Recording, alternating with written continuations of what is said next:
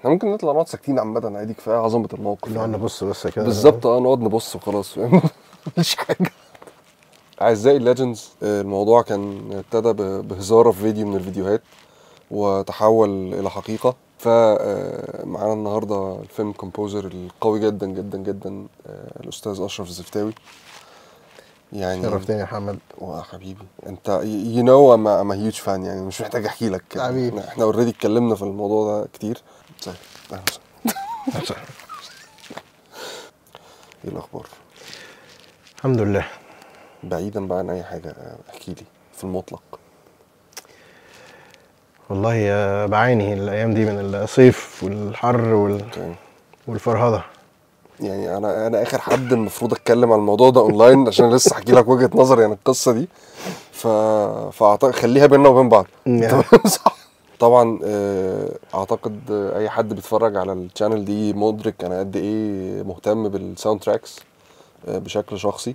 فالنهارده فاينلي اول مره، انت عارف ان ده اول بودكاست اعمله مع اكشوال فيلم كومبوزر، فاهم؟ يعني اول مره اعمل بودكاست مع فيلم كومبوزر ويطلع انت في الاخر، ومش اخر مره ان شاء الله. فاللي هو ايه يعني. لا انا احكي لك. انا بصراحه كنت مهتم ان نعمل الخطوه دي حصل، علشان انا شايف ان لازم يبقى فيه شويه تركيز على اقسام بعيدا عن بس الميوزك، الاقسام البوست عشان الناس تبتدي تعرف الدنيا بتمشي ازاي. في مصر كلهم فاكرين هو الفيلم او مسلسل هو ممثل. بالظبط. احنا اصلا كنا بنحاول نعمل البودكاست ده من رمضان اللي فات اعتقد. مظبوط. بالظبط. بعيدا بقى عن الفيلم كومبوزنج، احكي لي انت اصلا دخلت في المزيكا في المطلق ازاي؟ يعني امتى حسيت ان انت عايز اجرب العب مزيكا؟ بص، انا اتولدت في عيله موسيقيه. اوكي. يعني عيله والدي ما فيش حد بلا استثناء ما بيلعبش آلة موسيقية. جدتي كلاسيكال بيانست، عمي لاخواتي، والدي بيلعب بيانو. ف من وانت صغير بتولد في عيله موسيقيه، فهو جزء طبيعي من حياتك، ما بتفكرش، هو موجود كده. يعني احنا بنتغدى ونتعشى وبنلعب مزيكا. ايوه. لكن ان انا عايز ابقى فيلم كومبوزر، افتكر اول مره حسيت بعظمه ان يبقى فيه سكور او ساوند تراك فعلا يحركك. كان عندي 5 سنين في فيلم اي تي، فيلم بتاع جون ويليامز، من الموسيقى بتاع جون ويليامز، اخراج ستيفن سبيلبرج. انا فاكر اخر سيكونس ده قد ايه حركني وانا مش ومع الاولاد وهم على العجله، ولما اي تي بيطير اوكي. انا حاسس يعني انا فاكر احساسي كان عامل ازاي. طبعا مع السنين طبعا ترجمت ان ده كانت الموسيقى هي اللي بتحركني. اوكي. وطول عمري بحب الف موسيقى، مش هقول موسيقى تصويريه عشان موسيقى تصويريه لازم تبقى على صوره، بس انا بحب الف سينماتيك ميوزك ليتس سي يعني. اوكي. لكن الخطوه ما حصلتش الا لما رجعت من كندا وعشت في مصر، وبالصدفه كان صديقي ساري هاني مؤلف كومبوزر من الناس الخطيره بجد في مصر يعني. وقال لي انت ازاي ازاي ما بتعملش كده يعني. بس فهي ابتدت من هنا يعني. اوكي. وبعد كده ابتدى الموضوع بالنسبه لك اللي هو خلاص ابتدى الموضوع وابتدى صدفه يعني. انا عملت موسيقى اعلانين، بعدين قابلت استاذ تامر عشري مخرج كان بيدور على مؤلف موسيقى تصويريه لفيلم قصير بتاعه كان اسمه ما تعلاش على حاجه. فلقيتها فرصه جميله جدا واتعلمت منها حاجات كتيره. يعني كنت فاكر انا بألف موسيقى يعني، الصعوبه يعني. ايوه. لغايه ما اتحطت الصوره قدامي وما ادركت ان الموضوع مش ماشي. لا خالص. ايه ده اعمل ايه؟ ايوه. ابتدي فين واتحرك ازاي مع الايموشن ده لا الموضوع كان صعب. انا اتعلمت في الشغلانه يعني الحمد لله يعني. اوكي. بس انت اصلا ما كانش عندك مثلا فكره النو هاو بتاع السكورينج نفسه قبل الكومبوزنج؟ يعني من حاجات اليوتيوب، من الميكنج، من السكورينج في الاخر. مفيش بروسس واحد من كومبوزر لكومبوزر بيمشي عليه. اوكي. يعني هتلاقي في مدرسه زي جون ويليامز ممكن ميكي ماوس معظم الحاجات في الفيلم، وفي مدرسه مثلا زي هانز زيمر هو مش بيرياكت لايموشن او حاجه معينه في الفيلم، هو دايما شغال في الباك جراوند بيسات مود معين للفيلم. لكن النو هاو بتاعي انا جاي من اكشلي وركينج على المسلسلات والافلام هاندز اون. يعني مع كل شغلانه بتبتدي تتعلم الكرافت اكتر وايه اللي ينفع وايه اللي ما ينفعش، وازاي لما تالف موسيقى تنفع تتحط في مسلسل او فيلم، علشان انت في لسه ديالوج ولسه في ميكسينج انجينير وراك، فانت لو الموسيقى كلها هاي فريكونسيز الميكسينج انجينير هيتعب معانا. هيكلمك مكالمه مش حلوه يعني. فلا كل يعني في الاول خالص كنت بعمل موسيقات انا بحس ان هي خطيره، بعدين الاقي الميكسينج انجينير يقول لي لا ما ينفعش دي ما تنفعش. اوكي. يعني في عربيات ماشيه وفي ناس بتتكلم فمن هنا ابتديت ادرك لا ده مش مجرد تاليف موسيقى، لا ده في ابعاد كتيره. طول ما انت بتتفرج وشغال على سين لازم تبقى حاططها في دماغك. طيب انت وانت بتعمل يعني دلوقتي في بروجكت هتشتغل عليه، تمام، فبتمشي بالبروسيس بتاعتك ازاي؟ هل بتقرا السكريبت وبعد كده تبتدي تعمل عليه مزيكا، ولا مثلا بيجي لك فيرست كات وبعدها بتبتدي تاخد منها انسبريشن ازاي المزيكا تمشي؟ في المسلسلات ببتدي من السكريبت. اوكي. وبصراحه مش انا اللي بقرا السكريبت، ياسمين مراتي هي اللي بتقرا سكريبتس عشان هي بتقدر تحكيها لي زي الفيلم، فانا اقدر اغمض وفيجوالايز. لكن انا لما ابتدي اقرا حاجه ببتدي الوص في معاني كلمات، فالحكايه بتروح اصلا خالص. هي بتقرا السكريبت تحكيها لي زي حدوته كده، بس ده ممكن يخليك تبتدي ثيماتيك، يعني تبتدي تألف ثيمز موتيف، بس عمرك ما بتبقى متأكد 100% إلا لما يبتدي الفوتج يجي. اوكي. بس يعني تعالى نرجع خطوة عشان أنا سبقت ستيبس كتيرة. تمام. بعد السكريبت في قاعدة مع المخرج. اوكي. لازم هو برضه يحكي لي الحدوتة من وجهة نظره، لأن في الآخر في لاين في السكريبت بيقول ان اشرف بيجري ورا let's say طارق وبيجروا في الشارع، واشرف شنكل طارق وقع على وشه. اوكي. انا قريتها اكشن حاجه سيريس، لكن هو هيعملها بيهرج، يا ابني ما تجلبنياش ودب وقعها. بص، حاجتين مختلفين تماما. اللاين هو المخرج هيترجمه، فلازم اعرف هو شايف المود العام الاندرتون بتاع المسلسل او الفيلم ايه. ومعظم المخرجين بيبقى عارف هو عايز ايه، بس طبعا انا مش بطلب منه ميوزيكال فوكابلري، يعني يقول لي انا عايز بقى ماينر ناينث هنا خالص. فساعات بقرب ان احنا نبتدي نسمع مزيكات عامة، يقول لي بس ده شبه الجانرا او التون اللي انا شايفه، علشان احاول اقرب البريف على قد ما اقدر من اللي هو متخيله. خلاص، وبعدين بنبتدي بقى نألف الموسيقى. اوكي. تيجي الفوتج بقى ونقول يا رب يا رب. انت بص، انت بتعرف على طول يعني، مش محتاجه مشهد معين، انت اي كيو تحطه على اي سين يو نو. تمام. لو دي معموله لدي. بس مفيش حاجه مثلا يعني انت كنت متخيل انها هتتحط على السين هتبقى بشكل معين، واول ما اتحطت انت لقيت حاجه تانية خالص؟ كتير، كذا مره. لا، كذا مره ابقى فاكر ان ده يرجع للي كنت بقولك عليه، ان انا ببقى شايف من السكريبت ان التداول العمل ده هيبقى في نطاق الدراما، ولكن هو المخرج ما تداولوش كده خالص، هو متداوله من حته لايت تماما، فانا في حته وهو في حته. فدي الحاجات اللي كنت بقولك عليها، ان انت بتتعلم في الشغلانه اوكي. انا اتعلمت اسال اسئله كتير، يعني يعني لدرجه ان انا لازم ازهقه مني عشان ابقى عارف هو ايه اللي في دماغه. مخرجين برضو ساعات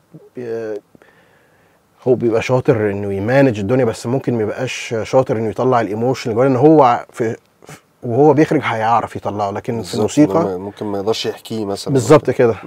فانا مهمتي ان انا اساله اسئله كتيره، ابعت له مزيكات كتيره، طب ايه رايك هنا، لغايه ما يقول لي ايوه هي، فانا اعرف ان احنا في الطريق المظبوط.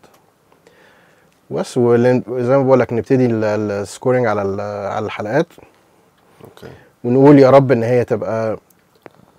انا لسبب ما انا كان في دماغي زمان قبل ما اجرب حتى اعمل مثلا ده انا في اعلانات او حاجه زي كده، كنت متوقع ان الموضوع يعني انا دلوقتي جالي فوتج او جالي سكريبت او ايا كان، المفروض انا اللي اشوف الدنيا مع نفسي وبعد كده بقى نقعد نتفق ونتكلم. تمام. فاللي هو كان نوع من انواع الكرييتيف بروسيس بقى يعني وكده. انا بتاع المزيكا يعني بالظبط يعني فلسبب لان انا يعني مثلا اول كام شغلانه كان الوضع كده، كان حد يجي لي مثلا يقول لي بص شوف عايز تعمل ايه، فاهم؟ ماشي. دي ثقه ودي ثقه، بس ما يمنعش انت لازم تسال برضو علشان بالظبط. في الاخر حتى لو انت كرييتيف، انت عايز تبقى كرييتيف في الطريق الصح، مش عايز تبقى كرييتيف فيلم دراما هو طالع كوميدي يعني. بالظبط. في الاخر ده الكارير بتاعك، فانت شوف عايز تتولاه ازاي. بس في الاعلانات الموضوع مختلف خالص يعني. الاعلانات هو الحاجه بتبقى جايه لك، المزيكا الريفرنس محطوطه على الاعلان. أيوة. وانت بتتعامل بقى مع كلاينت اكزيكتيف، فهو ابعد ما يمكن عن المزيكا يعني. فاهم. فلازم بيبقى اوريدي الايجنسي حاطه له مزيكا وهو اقتنع تماما، فانت مجرد بتيجي بتريكرييت اللي هو اتبسط منه. هو مش منتظر منك مفاجآت خالص. انا كنت هقول تكفر بس بعد كده ادركت ان لا يعني مش قوي كده برضه. مش عايزين نقول ننحت يعني، بس يعني مش عايز اقولها كده. بس هي يعني مش هنضحك على بعض يعني. هو مجال الاعلانات مفيش حد في مجال الاعلانات بيجي يقول لك والله بص اشرف يعني ابدع يعني. هي بصراحه حصلت معايا مره، اول مره واخر فانا مرة. ادركت ان هم فكرت الموضوع كده ودي كانت اخر مره ويعني وكانت اخر مره بشكل مرير بقى بعدها يعني. لا انا حصلت في الاول ولما كنت ببدع يقول لي لا مش هو اللي الابداع اللي انا كنت منتظره. خد بقى خد الريفرنس. خد بقى الريفرنس بقى ساعتها. اوكي. بس هل مثلا قبل كده ما حصلش بقى الموقف العكس، ان مثلا جالك ريفرنس او جالك مش هنقول ريفرنس، ممكن نقول فيجن معينه من مخرج ما، مش لازم نقول اسامي عامه فتمام يعني، وانت اشتغلت على الفيجن بالشكل اللي اتقال وفي الاخر طلع مش هو خالص سيء جدا. طلع يعني جه بقى حطينا السين على الساوند تراك لقينا الموضوع مش نافع. بص عمري ما هشتغل في حاجه بلايندلي كده. اوكي. يعني امين يعني لو انا مش متاكد ان المخرج الفيجن بتاعته مظبوطه، هحاول اجرب معاه حاجات تانية. ما هو خلي بالك اتس تيم بلاي في الاخر. بالظبط. فممكن هو ما تقول له فكره تانية فيبتدي يقول لك ايه ده، دي احلى بجد، او ايه ده صح. وبصراحه معظم المخرجين اللي انا بشتغل معاهم دايما منفتحين للموضوع ده يعني، وعايز يسمع افكارك فما حصلش ان حد قال لي انا عايز ده، الحمد لله يعني سو فار يعني. نوك اون وود. طيب جه السكريبت وفي بقى اللي هي القعده بتاعه الكولابوريشن بتبقى مع المخرج دي القعده دي اصلا ايه اللي بيحصل فيها او بتمشي ازاي بمعنى صح؟ اول قعده موستلي بتبقى كلام. اوكي.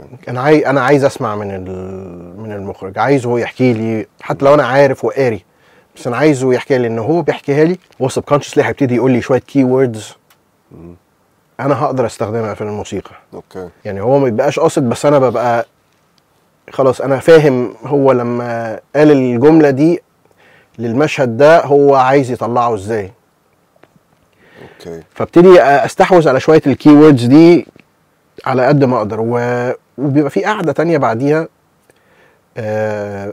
انا بحب اسمع المخرج ميوزك زي ما كنت بقول لك، ميوزك عامه، مش علشان ناخد الثيم بس، جنرال ستايل اوف ميوزك. وممكن نبتدي يقول لي طب مثلا انا عاجبني جدا في الستايل ميوزك ده الاوركستريشن ده او دي، طب ازاي نقدر نستعملها within الميوزك بتاعتنا؟ بس انا عايز مثلا الكلاسيك اوركستريشن دي بس عايزها in a modern twist. اوكي. فنبتدي شايف الحته دي ما كانتش هتحصل الا لو قعدنا وسمع. تمام. عمره ما هيجي في باله طب احنا عايزين الهارمونيكا في مع R&B تراك مثلا يعني. اوكي. هو عمره ما كانت هتيجي في باله، بس احنا عشان قعدنا نسمع ميوزك عامه فهو ابتدى يقول لي انا شايف دي حاجات معينه هو حاسس انها تكون مناسبه يعني. جدا. وعملنا انا وكده وسيستم النادي في منتهى الصلاحيه السنه اللي فاتت. اوكي. وكان عايز الكترونيك ميوزك كتير في المسلسل، وعنده حق لان هو العالم اللي كان عامله في المسلسل عالم افتراضي كله مراهنات وكل والشباب والتراب ميوزك. فدي من الحاجات قعدنا نسمع الكترونيك ميوزك كتيره لغايه ما انا نفسي ما كنتش مش مهووس بالتراب يعني خالص يعني. لكن ابتديت اسمع كتير، ابتديت اقدر اطلع elements اقدر استعملها سينماتيكلي في السكور اللي هنعمله. انا ما ينفعش مش هاخد مثلا تراب بيت بتاع ويجز ونحطه في ايوه. ما هو انا لسه كنت عايز اتكلم معاك في الموضوع ده. هو ده الساوند تراكس بتاعت المسلسل ده بالذات بالنسبه لي اللي هو انا مش فاهم منين جاي على فين. ولكن انا حاسس ان الموضوع لايق واوركسترلي حتى صوته كويس. وفي نفس الوقت انا سامع اصوات مودرن جدا، سواء سينثز بقى بسيطه او الدرام لاينز اللي كانت موجوده. والموضوع بالانسد بشكل صريح يعني، بشكل واضح. وعلى السينز بقى كمان بقى كان الموضوع تاني يعني، كان موضوع مختلف خالص بالنسبه انا بصراحه بالنسبه لي كمشاهد يعني.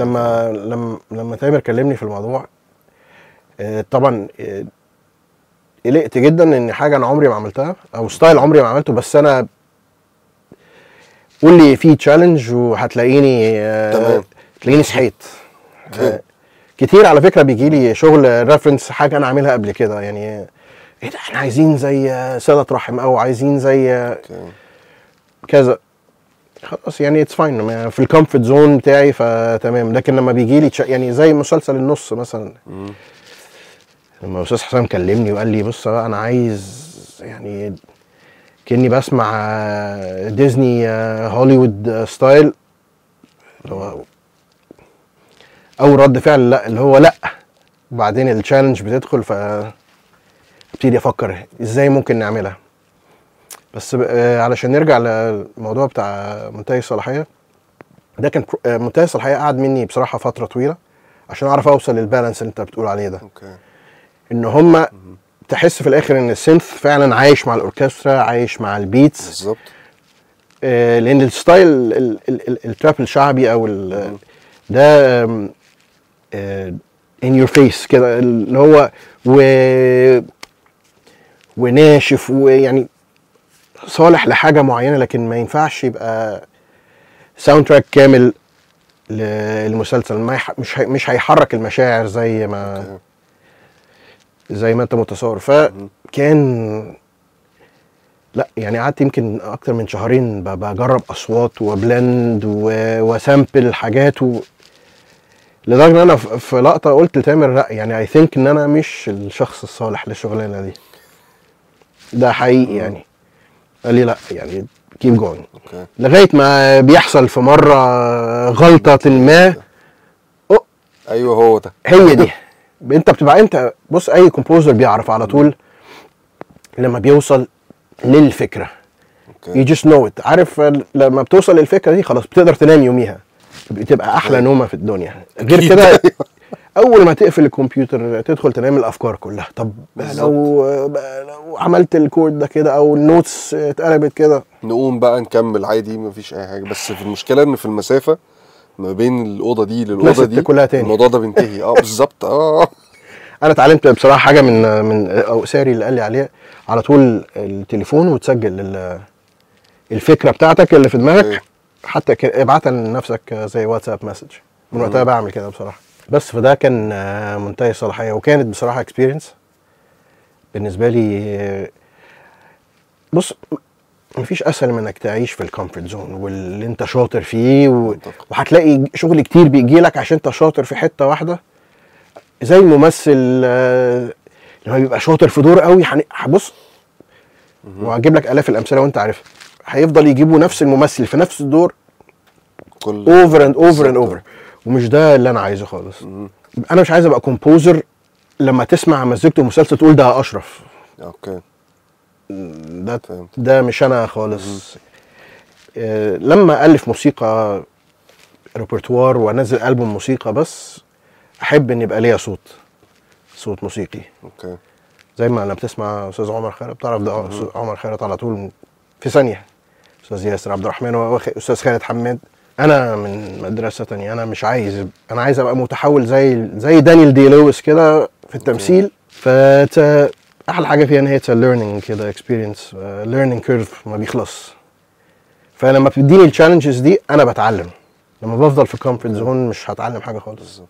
طب بمناسبه التشالنجز، يعني انت ايه اكتر بروجكت اللي هو ده اللي حسسك ساعتها ان ده اصعب حاجه اشتغلت فيها، واول ما خلص اخيرا، بس يعني in a good way اللي هو انت ما صدقت ان البروجكت ده خلص لانه كان متعب او كان صعب او كان فيه تشالنجز كتير بشكل كان مرهق وقتها؟ بص، يعني الصدفه ان في رمضان فات منتهي الصلاحيه كان اصعب حاجه في ان انا اعرف اوصل لفكره. اوكي، هي دي كانت الصعوبه. التاليف الموسيقى عمره ما بيبقى صعوبه خالص. لو عندك الفكره هتعرف توزع وتوركستريت والدنيا تمام. انا عشان اعرف اوصل للفكره، هي دي اللي كانت بالنسبه لي كانت بروسس صعب. ويعني بقول لك شهرين يعني حاسس بفشل تام. بس لو ما كنتش قعدت الشهرين دولت وافشل، ما كنتش اعرف اوصل للفكره اللي انا فاكر ان هي نفعت يعني. لكن مثلا مسلسل النص كان من اصعب الموسيقات اوركستريشن وايز. يعني هو حتى كان باين في الموسيقى. لكن هل انا من اول يوم عارفين احنا عايزين نعمل احنا كنا متفقين من اول يوم. استاذ حسام كان عارف بالظبط الصوت اللي هو عايزه، فمن اول قعده احنا وهو on the same line و same page. اوكي، بس اعمله ازاي بقى؟ نتكلم في اوركستريشن ستايل اولد سكول ديزني جون ويليامز ستايل. وطبعا احنا عندنا في مصر الكومبوزرز بيعمل شغلانه 15 بني ادم. بره الكومبوزر هو بس كومبوزر، عنده حد اوركستريتور، عنده واحد بيميكس، عنده واحد بيساوند اديت، في تيم بيسلموا. احنا في مصر بنعمل كل حاجه. فانا عشان ألف وأوركستريت وسجل وساوند ميكس كان حوار بصراحة. كان صعب يعني. أكيد ديفنتلي. أقول لك إحنا لما قعدنا أول قعدة أنا أستاذ حسام، لما كان بيحكي الحكاية، أنا بصراحة كنت متردد قبل ما يقول لي الفيجن بتاعته. ليه؟ لأن في مصر الكوميدي بيعاملوا الموسيقى بتاعتها كموسيقى السيرك، اللي هو كوميدي، يعني فيلم كوميدي، مسلسل كوميدي، يعني في باد شغال كده، فاهم، بيتسيكاتو صغيره وهي دي الموسيقى بتاعه معظم الافلام. طبعا في حاجات عظيمه، يا استاذ مودي الامام واستاذ خالد حماد عملوا موسيقى عظيمه، بس انا في الفتره الاخيره هو ده اللي موجود يعني. لكن لما حكى لي هو كان عايز ايه، انا بصراحه اتشجعت يعني. عجبك النص؟ جدا. انت شفتش الريفيوز ولا ايه؟ شفت. ماشي. انا بصراحه كنت فخور بيها جدا، لان صوت، بص، في بروجكتس انا مستعد اعملها بدون مقابل، لان هي مش هتيجي كتير. المسلسل ده كان واحد منهم. الستايل كان مطلوب، مش هيجي كتير ان حد يقول لك اطلق العنان للاوركستريشنز بتاعتك وليفن الديزني جادز وعارف مهم. ما حدش يعني قليل لما هيجي بروجكت يكون بالشكل والسكوب ده. بتاع المسلسل سامح بالظبط. والحدوته سامحه بكده. اي بصراحه انتهزت الفرصه يعني. هو لا هو فعلا المزيكا عامه كانت لايقه قوي، لايقه قوي على المسلسل ولايقه حتى على الكاركترز، مش مجرد المواقف بس. يعني حتى كل كاركتر تحس ان هو كان له ستايل معين لوحده خطير. بيحصل له لما يعني المشاهد بتاعته بتيجي، بتحس ان المزيكا اتحولت شبه حاجه للكاركتر ده شويه. لا، او ده حقيقي. التيم فعلا كل كاركتر كان واخد وقته، تحس فعلا كانهم من الافنجرز. مش بطل بس استاذ احمد امين هو البطل وشويه ناس بتساعد، لا هو فعلا كل واحد كان كاركتر وكان كاست وكان بطل في الدور بتاعه، ده ساعد. بالظبط. انا بقول لك انا كنت حاسس ان المزيكا واخده ستايل من الكاركترز نفسها اللي موجوده في المسلسل بشكل ما. ايوه. ف والموضوع ما كانش اللي هو موقف فالمزيكا لايقه على الموقف اللي في السين، ده حقيقي. هي المزيكا لايقه على الكاركترز اللي في السين مظبوط قبل ما تكون لايقه على الموقف. مظبوط. والساوند ديزايننج كان خطير في المسلسل ده بصراحه. يعني I have to give it this. الساوند ديزايننج كان مش منطقي يعني. بصراحه التيم كله كان رائع. كل الناس اللي كانت شغاله في المسلسل كانت حابه الشغلانه، وانا وباين في المسلسل. هوفلي ان شاء الله السيزون الجديد يبقى احسن من الاولاني. في نص 2 الجزء الثاني هو ما قالوش اصلا، اول مره اسمع الموضوع ده. ليه انتهى بتايسون لما قبض على احمد امين في الاخر. انا شفت يعني المسلسل لا بس انا اقصد يعني اصل ما حدش قال ان في سيزون 2، فاعتقد انت فضحت الدنيا. لا بس هو لا هم قايلين. هو عامه لا هم قايلين في، يعني انا متاكد ان هم قايلين في سيزون 2 عامه من باب الاحتياط لحد اما البودكاست ينزل. اسال ولا الموضوع فيه مشكله قول لي وانا هادت يعني الموضوع. انت طبعا مدرك ان انا اسيب الحته دي كلها على بعضها زي ما هي، صح؟ انا مش شايف فيها حاجه. هم كانوا قايلين فيها جزء ثاني. خلاص تمام، ما دام متاكد خلاص. المهم انا ما اتسوحش بس. المهم انا ما اتسوحش يعني اصل انت صاحبهم فتمام. انا ما حدش يعرف الشغل، ما فيش صاحبهم خالص. يعني نتمنى ان احنا الاثنين ما نتسوحش والبودكاست ده يعدي على خير ان شاء الله. طيب بمناسبه النص، ان هو كان فيه اوركستريشن كتير قوي، فالاوركستريشن بالنسبه للكومبوزرز كتير لسه بادئين بيبقى بالنسبه لنا اصعب حاجه يعني. بنحس ان هو حاجه صعبه جدا. وبنحس في اوقات ان هو انا لو كان معايا لايف ميوزيشنز وكان اقدر اعمل ده كان هيبقى اسهل بكتير. فانا عشان انا عارف المعلومه بس. انت بتفضل الديجيتال كومبوزنج ولا الانالوج؟ لو في بادجت مفتوح، ما فيش اي كومبوزر في الدنيا ما يحبش ان كل مزيكته تبقى ملعوبه لايف. اوكي. بس ده محتاج اكتر من اللي احنا بيدوهولنا كبادجت وستراكشر عمل في مصر.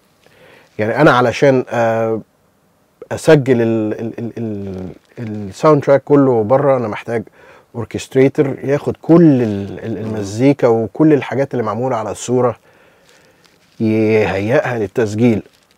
وعلشان تسجل الكيوهات دي كلها وتتلعب تطلع حلوه، لازم الاوركسترا تلعبها كذا مره. للاسف تعودوا في مصر بنسجل تتر، نسجل تراكين 3 وفي الاخر بتلاقي ان في تراكات فيها اصوات كتيره، حاجه متسجله لايف وحاجه متسجله ديجيتال، فبتحس ان الموضوع مش شبه بعض. فبالظبط كده. فانا لغايه ما يبقى عندي بادجت هسجل الساوند تراك كله بره زي ما انا عايز ويطلع بالصوت اللي انا عايز، I will live digitally. يعني استاذ جام لما راح مون نايت عنده السبورت ده، فقدر يسجل كل حاجه لايف في سبورت سيستم. هم الناس مش عايزه ديجيتال، لكن بالزبط. انت علشان تسجل ساوند تراك كامل زي ما بقول لك انت عايز على ما لا يقل عن $500,000 يعني. ده ساوند تراكس بس عشان يتعمل صح. بالظبط. لكن اللي هو انا طالع بقى اسجل في بروج يعني حلو، يعني هتروح تسجل ايه؟ يعني هتسجل تتر والميوزيشنز يلعب الكيو بتاعك من اول مره علشان عايز تلحق تسجل كام تراك تانيين. مش هي دي الاكسبيرينس اللي انا عايزها يعني. طب لو ننزل بالطموحات شويه عن الاوركستريشن، لو انت قدامك ان في الاوبشن يعني ان مثلا لايف ميوزيشن يجي يلعب بلاين جيتار مثلا او لا ده 100%. انا كده في سولوست بيلعبوا في كل الساوند تراكس بتاعتي. اوكي. لان مجرد لما يعني انا عندك لاين اوركسترا فايلين سكشن فايلين 1 مثلا بيلعب، سجلت بس سولو واحد وحطيته مع الاوركسترا، بيخلي السكشن كله كانه لايف. دي تريك انا اتعلمتها. فكده لازم بسجل السكشن ليدز كلهم سولو وبحطهم في اوكي.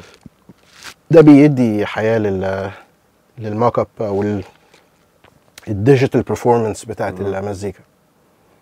انا بالنسبه لي بصراحه ما طلعتش بره النطاق الديجيتال، فانا ما عنديش فكره العالم الاخر ده بيقول ايه. احلى حاجه في الدنيا انك تسمع لعيب ميوزيشن شاطر بيلعب الجمله اللي انت الفتها. بص بتديها حياه بجد، بتبقى حاجه تانية خالص. هو ممكن بالنسبه لي عشان اوريدي كده بلعب كيز وبلعب جيتار، فلما بحتاج مثلا صوت لايف او حاجه زي كده من جيتار او حاجه زي كده، في العادي بلعب وانا يعني. انا بس بتكلم على هو طريقه يعني الجيتار برضو. الجيتار ممكن اخمك بالفي اس تيز وكده، بس بالظبط الشيلو مستحيل. لا مستحيل برضو. مفيش حاجه تكسب اللايف ريكوردنجز، استحاله. اكيد. انا بحس الصراحه في اي سولو سترينجز في المطلق يعني مهما كان الفي اس تي دقيقه مش هيبقى زي لايف ميوزيشن هو اللي لعب السولو مثلا بالذات، او الليد لاينز اللي موجوده في استحاله طبعا. طب بمناسبه التكنولوجيا ان احنا جينا في الحته دي، في ناس كتير ممكن تبقى مش فاهمه يعني ايه في اس تي اصلا، وايه دي اي دبليو، وايه الحاجات دي كلها. فاحكي لي ايه الادوات اللي انت بتستخدمها ديجيتالي، ومن هنا الموضوع هتلاقيه بيشرح نفسه يعني. بص، دي بدايه كل يوم. اوكي. بدايه اي بروجكت بيبقى زي ما انت شايف كده بقى تمبلت، صفحه فاضيه. تمبلت يعني كل الالات اللي انا بستعملها وما بستعملهاش تبقى موجوده في السيشن عندي جاهزه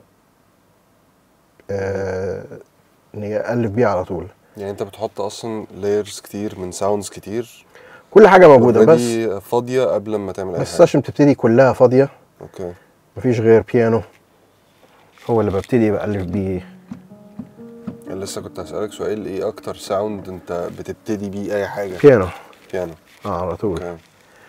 ألف كل حاجه بتبتدي بيه على البيانو. يعني يوجولي بيصور صوت البيانو اللي بحبه بتاعي ده. let's say عندي عمل وبحاول ألف له ثيم مثلا. let's say ثيم كده مثلا.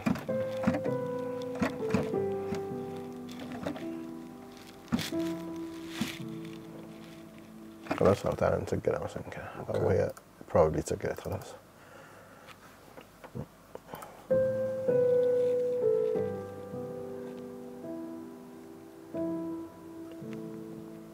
افترض ده الثيم بتاعي خلاص. ده اللي هبتدي اوزعه. اوكي. ف هنقول مثلا ان احنا عايزين هستعمل مثلا string section. خلاص، بروح للstring section اللي عندي. بص، كل كومبوزر بيبقى ليه صوت بيحبوا من الآلات بتاعته. زي في موسيقيين بيحبوا يسجلوا في لندن عشان هو بيحب صوت الأوركسترا دي. في ناس بيحبوا يسجلوا في موسكو علشان بيحبوا الصوت فالتمبلت in the digital world هي الريفلكشن بتاع صوت الأوركسترا ليا أنا. فهتلاقيني عامل السكشن كله. يعني مثلا let's say ده صوت التشيلو، هتلاقيه اوريدي، هتلاقيني عامل له ميكس انه جاهز اسجل بيه على طول، زي صوت التشيلو اللي انا احبه. اوكي.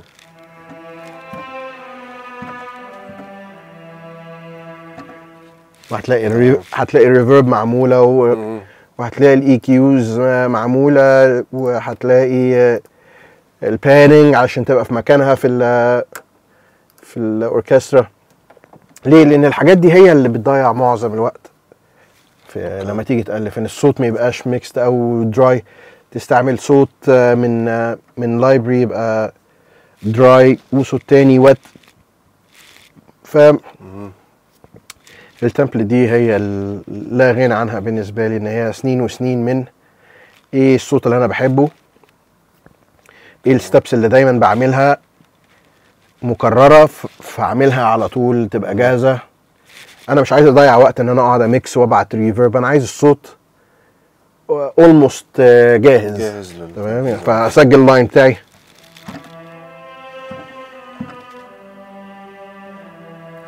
بس، وهكذا تيك بقى بقيه الاوركسترا بتاعتي كلها على طول.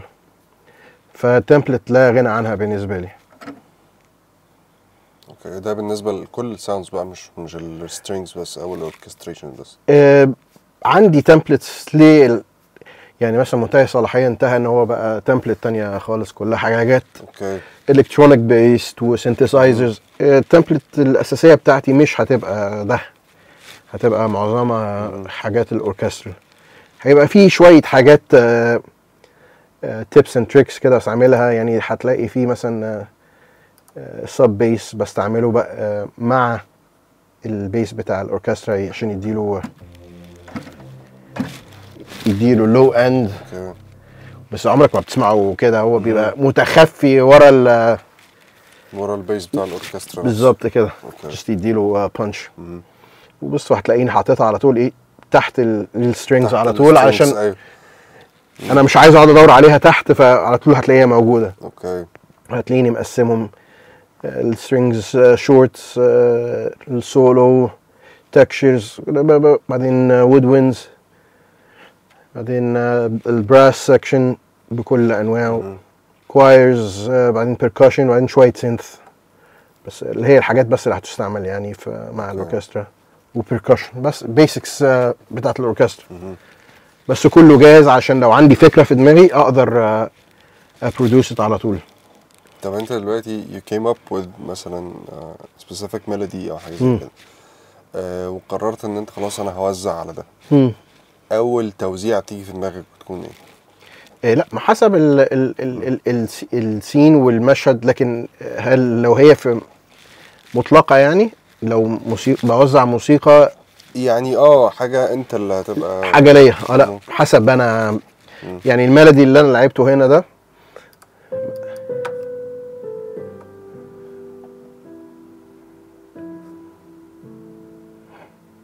ده ممكن يتعمل بتشيلو، ممكن يتلعب بالوينز. كل صوت هيبقى ليه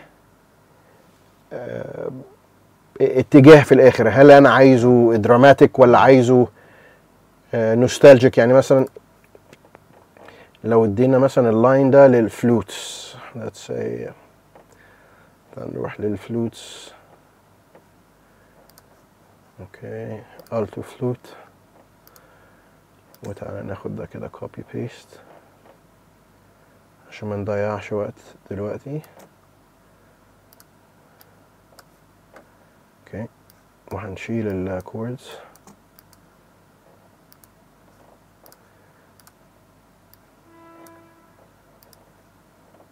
تمام، هنشيلنا كده وهنقول ان اللاين ده ليجاتو خلاص. اختاره هنا من الارتيكيوليشن ليست بتاع دي، وتعالى نديله شيب.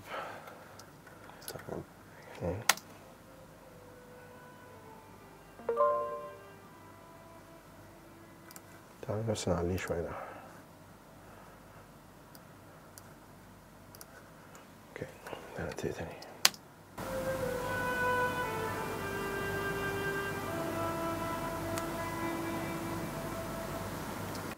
ده عمل ايه؟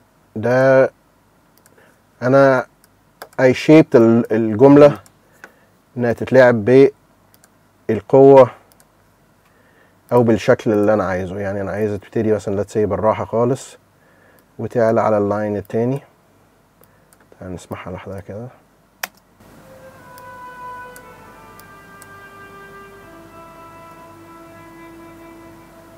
اوكي. طيب عايز انا مثلا وراها يبقى في string section مثلا.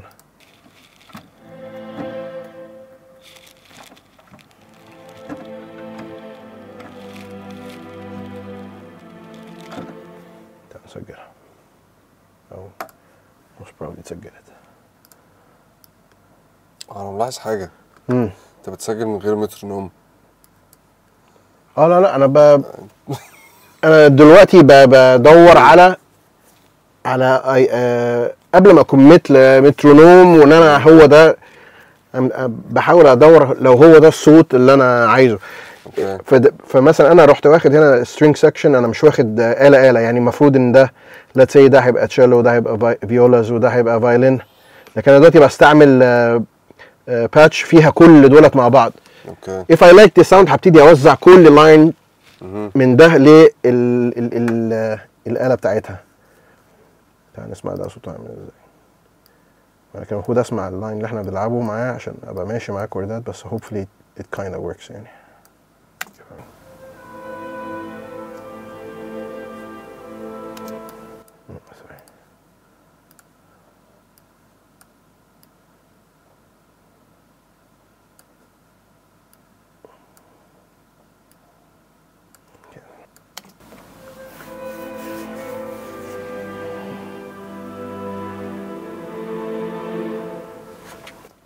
اوكي تعال نقول لا السترينجز بتقطع على طول، needs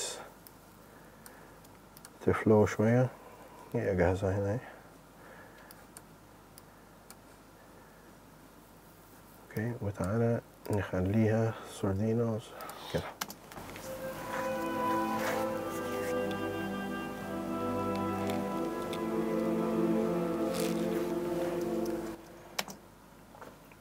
جملة اوكي I like the sound. طيب حلوة. then ممكن ابتدي اوزع وادي للبراس. طب let's say لا انا لسه مش هو ده انا عايزة.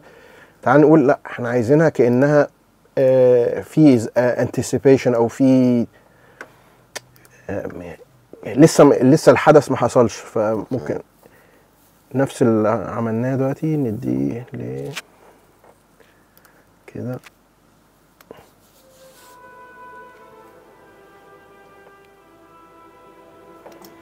اوكي ونطلع ده اوكتيف برضه فيدينا احساس.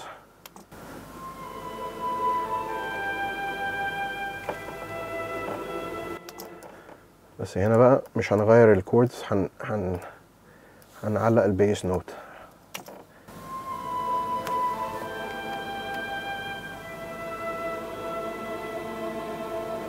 احساس تاني خالص في باوركستريشن تاني في ثانيه. طيب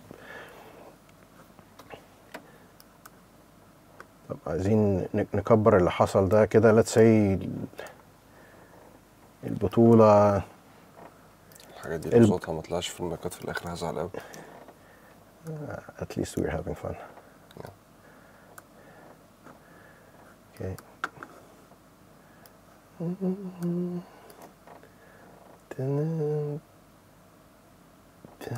G F.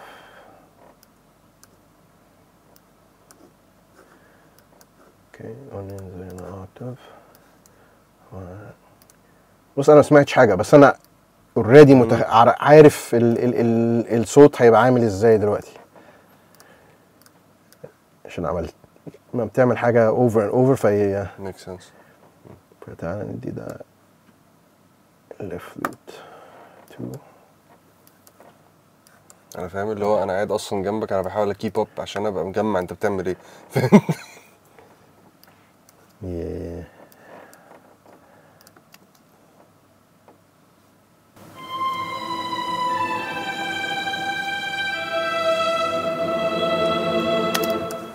احنا عايزين ده موديوليشن ده انا بتحكم في ان الميوزيشن يلعب اقوى او ابطأ. يعني تعال لو عملت سولو على ده كده،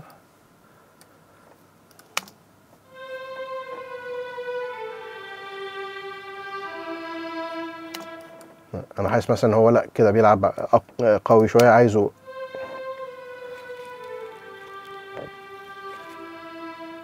ده مش اوطى، لا ده هو العازف على البو بيلعب اهدى، زي الفيلوسيتي مثلا. زي الفيلوسيتي بالظبط، نفس الفكره. طب انا عايز النوتة دي يبقى فيها زي ترانزيشن، اسمع صوت الترانزيشن اللي يبقى فيها ايموشن اكتر. اوكي نعملها كده.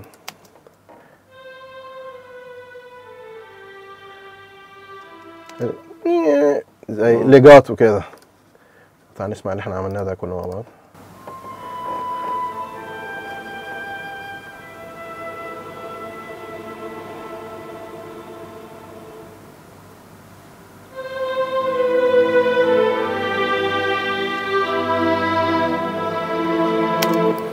محتاجين بيس.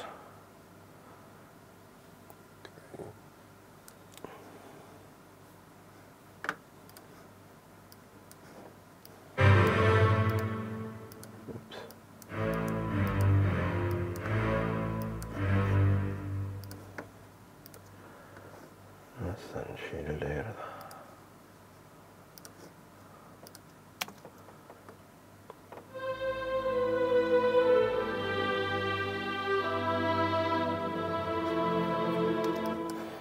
عايز جون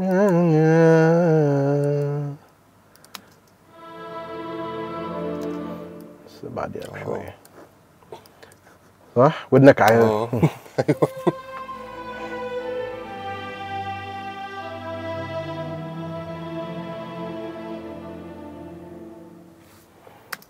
زي اكزامبل صغير ازاي من البيانو اوكي لتوزيع. ليتس سي خلاص انا عاجبني خلي بالك انا بحاول اوصل للفكره اللي انا عايزها، او اسمع الصوت اللي انا سامعه في وداني باسرع طريقه ممكنه، عشان انت مش عايز تضيع وقت، انت تايد ديدلاين، فبتحاول مش عايز تقعد تشتغل وتوركستريت الجمله دي ليتس سي على 3 دقائق موسيقى وبعدين تقول لا مش هي. فبستعمل تولز زي الانسامبل باتشز اللي هي فيها كل الالات. دلوقتي انا خلاص عاجبني اروح واخد بقى الباتش دي يعني.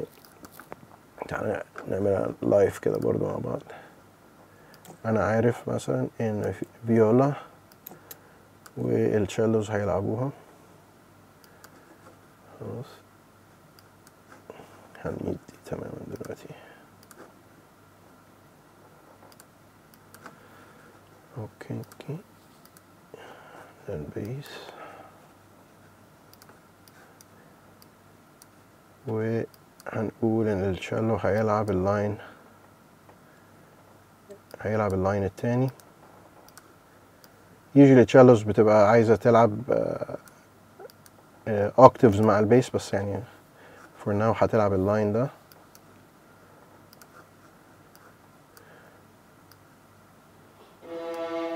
وهنا الفيولاز هتلعب اللاين، هنديهم دي بيس، هنخليهم يلعبوا اللاينين دولت مع بعض. شوف كده الدنيا اهي ماشي. اسمع كده.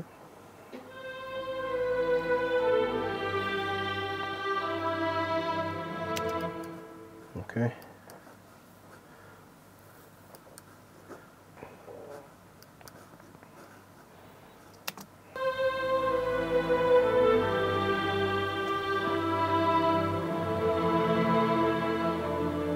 بقى في سيبريشن دلوقتي، بقيت سامع كل آلة لوحدها بقى ديفاين، وهي الجملة كلها ابتدت من البيانو اللي واحنا قاعدين مع بعض دلوقتي طلعناها عليها.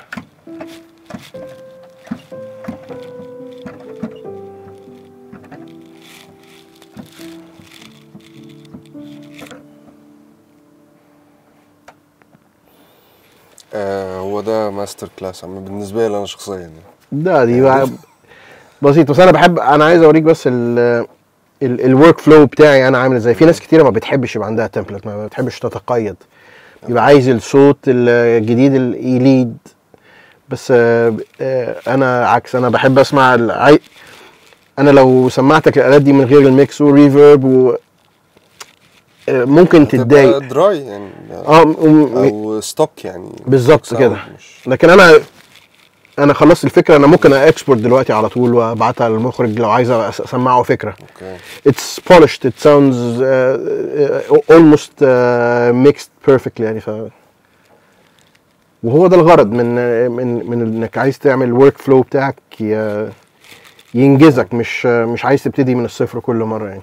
وما بتحسش مثلا ان في اوقات انت محتاج الماكس ده يكون مختلف؟ اكيد. وانت بتشتغل بتبقى عايز ممكن لو هي حاجه اوركستراليه بحت كده وانت خلاص، لما بتخلص الكيو الاوركستريشن بتاعك هيطلب منك ان انت تغير حاجات في الميكس يعني.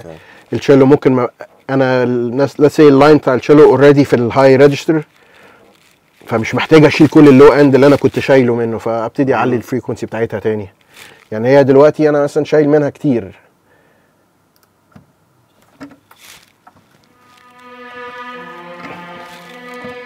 ماشي، لو شلت الاي كيو بتاعها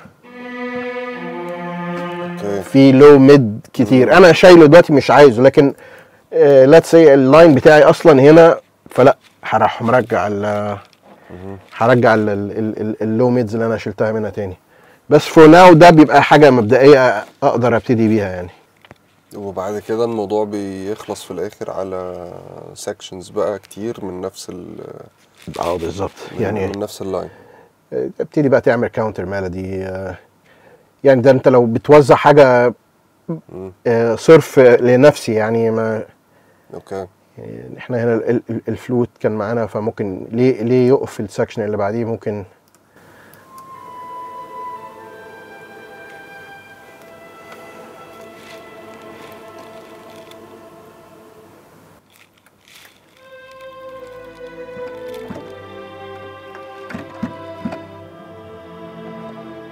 تبتدي تألف له كاونتر ميلودي يلعب مع بقيه الاوركسترا عشان اوكي يبقاش الراجل قاعد بقيه السيشن مستني اي جمله دي. طب سؤال بقى، امتى ممكن في اي مسلسل او فيلم او اي حاجه تحس انت عايز تدخل ميتال؟ I think لو فيلم اكشن وفي نوع من الفانتسي يعني يعني قصه مش ساينس فيكشن، لا هو الفيلم مش واخد نفسه سيريس. اوكي. بس ما اظنش حد من الشباب المخرجين في مصر هيبقى عايز يعمل كده يعني. يعني وبعدين انا كان في دماغي مثلا حاجه فاهم بروجريسيف ميتال حاجه كده يعني. لا البروجريسيف ميتال ده عالم تاني خالص. لا ما اظنش عندنا.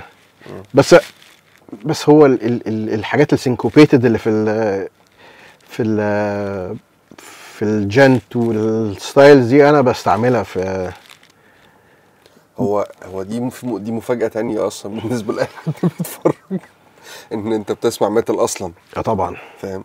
ده موضوع عشان تعرفوا، بس ما اجيب لكمش اي حد يعني. لا انا اصلا الميتال هذا انا يعني كنت من بيج فانز بتوع دريم ثياتر ولعبت حفله مع جون رودس في نيويورك اصلا في 2001. كان عامل مسابقه كده لاحسن سولو وبعت له وكسبت وعزمني اروح العب. كنت طبعا سميع جامد، بس بصراحه الفتره اللي فاتت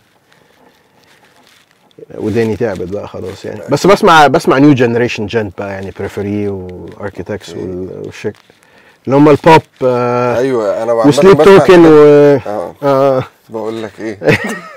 انا سليب توكن بالنسبه لي حاجه مهمه جدا. هم يبصوا هم بوب شويه يعني. بس انا عاجبني ان هم خدوا كل العناصر الحلوه من بالزبط. كل حاجه انا بحبها بالظبط. بس هو انا مش فارق لي هم بيلعبوا ايه. لا خالص. هم جامدين هم. انا ما بعتبرهمش باند ميتال يعني، مش بقول هم كل باند بيلعب ميتال، لا هم بروجريسيف خالص. بس هم لا يعني عاملين حاجه انا ما سمعتهاش قبل كده ده حقيقي يعني. والناس اللي كانوا حتى هم في اخر ألبوم ردوا على الناس اللي بيقولوا انتوا ما بتعرفوش تلعبوا ميتال مش عارف ايه، او ما بتلعبوش ميتال جامد. الألبوم الاخير اللي هو ايفن اركاديا ده، في اخر تراك فيه خالص اللي هو اسمه انفينيت باثس، ده ميتال صرف. الواد بيصرخ فيه وبتاع، بيجراول يعني، والدنيا حلوه مفيش حاجه. الرفس اللي كانت في لوك تو ويندورد اللي هو اول تراك خالص، الرفس اللي كانت فيه ميتال صرف يعني. عايز اقول لك انا عندي فاهم قصدي؟ عندي ألبوم ميتال بألفه من سنة 2004 وهوبفلي هيبقى عندي. انا مخلص 8 تراكات فيه، هو كله انسترومنت وكله ديجيتال. طب ايه؟ فهوبفلي يبقى عندي وقت.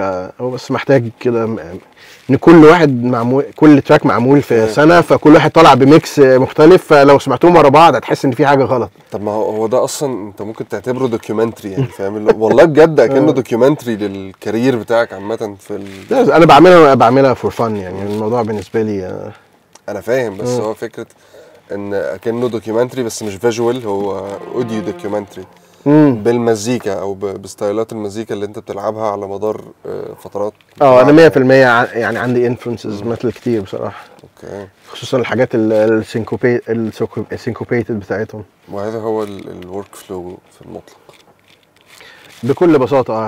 هو ده العالم بتاعي يعني. زي ما انت شفت انا عملت حاجه، طب ايه رايك لو عملتها بالفلوت؟ طب ايه ده؟ طب ما اللي بعديها تروح رايحه بالفايلين، وممكن بعد كده تروح نازله على فيميل فوكاليست يعني. لو كل حاجه مش افيلبل وجاهزه بالنسبه لي يعني. انت شفت انا ما عملتش ولا حاجه في الفوليوم، ما عملتش اي حاجه. انت كل حاجه كوبي بيست بوم بوم with sounds بالنسبه لي صوتها حلو. انا منبهر جدا عامه with the way you do things. فكره اصلا انت عملت تمبلتس لنفسك دي. بص الصوت ما عملتش الفوليوم. الفوليوم يعني مناسب جدا مع السترينجز. انا مش عايز اخد من الكرييتيف، انا عايز اجرب it works علشان it's already mixed فات works. لكن انا لو انا جربت صوت الفوكلز ده وهو دراي يعني لو انا شلت كل حاجه انا اعملها عليه، هنخلي بس الفوليوم ونشيل الريفربس. اوكي. انت لو سمعت ده هتقول لا ده مش حلو. بالظبط. دي بتغني معانا هنا في الاوضه. هو التسجيل كده. فانا لا، ما انا عايزها تبقى مع بقيه الدنيا.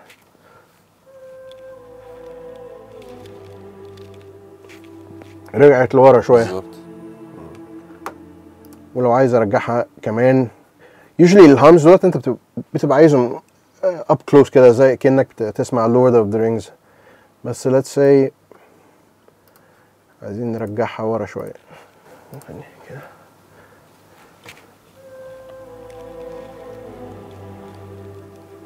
كده بتغني هي مع الاوركسترا ورا خالص.